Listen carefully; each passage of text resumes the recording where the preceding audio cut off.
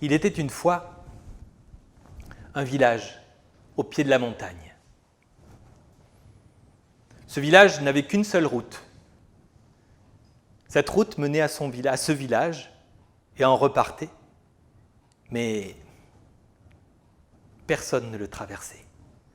Pourtant, beaucoup d'étrangers venaient dans ce village.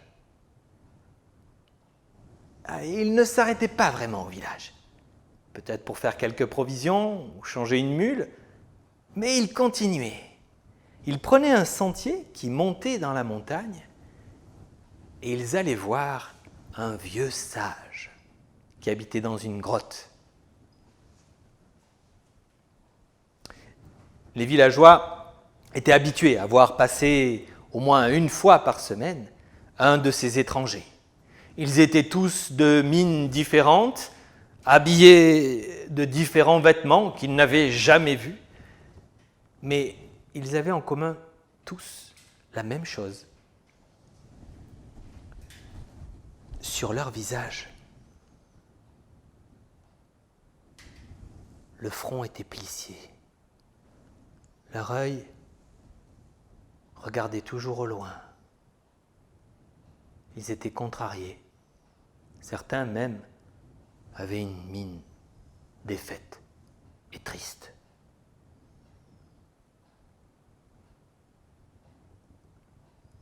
Les villageois les voyaient passer. Tous savaient que ces étrangers se rendaient à la montagne pour aller visiter le vieux sage. Mais jamais aucun d'eux n'avait vu le vieux sage. Jamais aucun d'eux ne savait ce qui se passait dans cette grotte. Aucun d'eux ne savait ce que le vieux sage pouvait dire ou faire avec ces étrangers.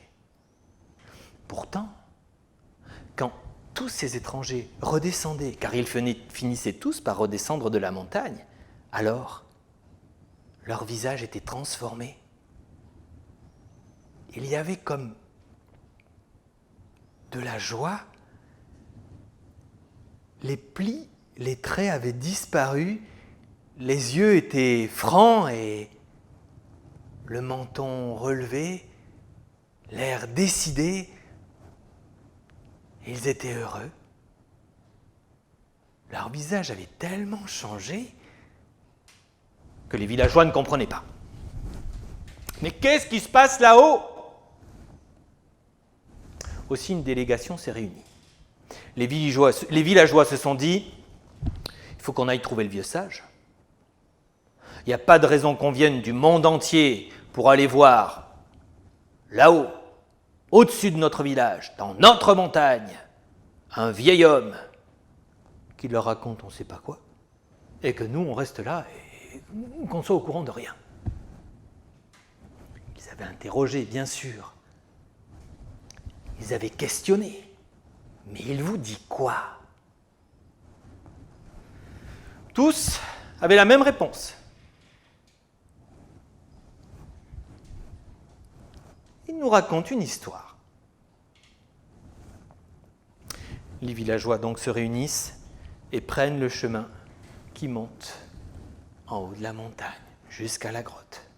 Là, le vieil homme les attend, les reçoit et la question leur brûle les lèvres. Mais qu'est-ce que tu leur racontes, vieil homme, comme histoire, pour qu'ils soient si différents entre le moment où ils montent te voir et le moment où ils redescendent ? Alors, le vieux sage a regardé les villageois et leur a dit « Asseyez-vous, je vais vous raconter une histoire. »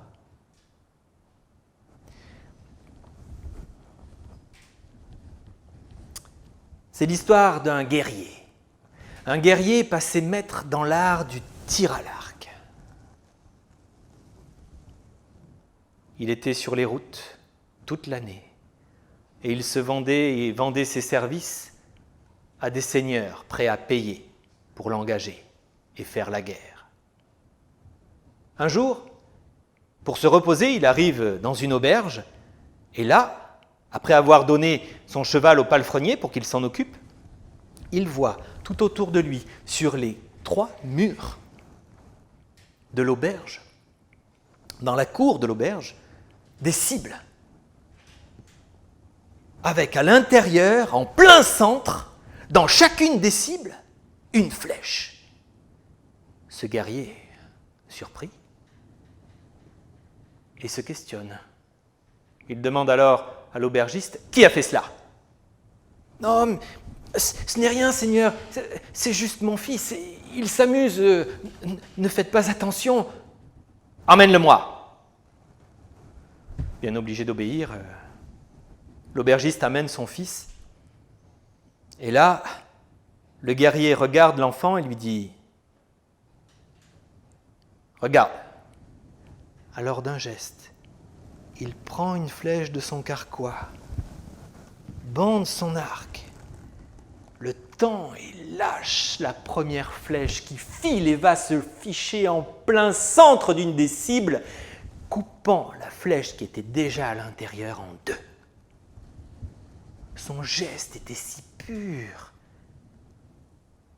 C'était comme de la danse. Quand l'enfant voit ça, il est scotché. Ouah! Il n'a jamais vu ça. C'est magnifique, c'est incroyable. Alors le guerrier regarde l'enfant et lui dit « Voici ma technique. Quelle est la tienne ?»« Ah mais moi je ne fais pas du tout comme ça. Moi je fais le contraire. Je plante d'abord la flèche et après je trace la cible autour. » Le vieux sage alors a regardé les villageois et leur a dit « Mon histoire est finie. Vous pouvez redescendre dans votre village. » Les villageois sont redescendus. Ils n'avaient pas tout compris. Mais on ne peut pas toujours tout comprendre. Je suis passé par des chemins pleins de poussière. Et mon conte, lui, reste un mystère.